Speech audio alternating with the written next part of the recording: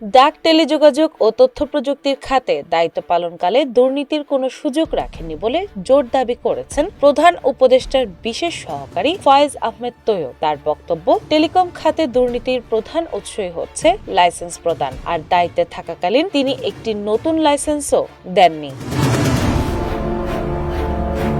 রোববার 15 ফেব্রুয়ারি সন্ধ্যায় সামাজিক যোগাযোগ মাধ্যম ফেসবুকে দেওয়া এক দীর্ঘ পোস্টে তিনি বলেন, লাইসেন্স না দেওয়ায় রাজনৈতিক দলের অনেক মানুষ তার উপর নাখোশ হয়েছেন। সমালোচকদের উদ্দেশ্যে কড়া ভাষায় হুঁশিয়ারি দিয়ে তিনি উল্লেখ করেন, মুখ খুললে বহু ভদ্রলোকের শুধু প্যান্ট খুলে যাবে না, বরং আন্ডারওয়্যারও খসে পড়ার চান্স আছে। তাই তার সাথে হিসাব করে পাঙ্গা নিতে বলেছেন। ব্যক্তিগত আক্রমণের বদলে তার কাজ নিয়ে আলোচনা সমালোচনা করলেই দেশের উপকার হবে।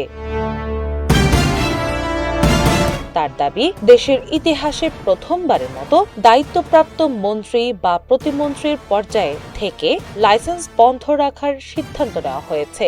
এতে করে দুর্নীতির সম্ভাব্য পথ আগেই রুদ্ধ হয়েছে বলে তিনি মনে করেন।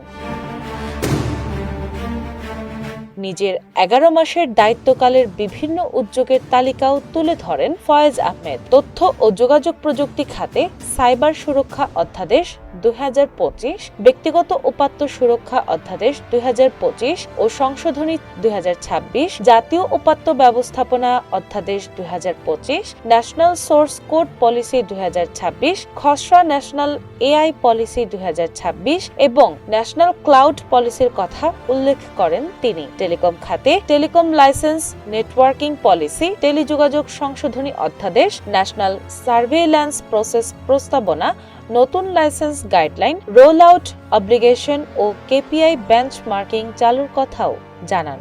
তার ভাষ্য, এসব পদক্ষেপ খাতটিকে আরও স্বচ্ছ ও জবাবদিহিমূলক করেছে।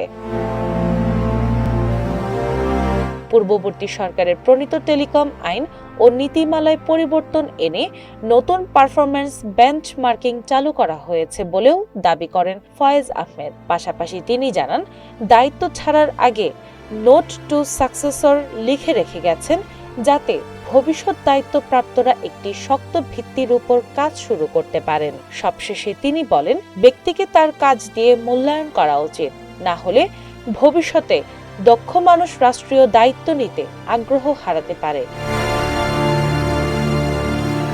দিনা ইসলাম, বাংলা বাজার পত্রিকা।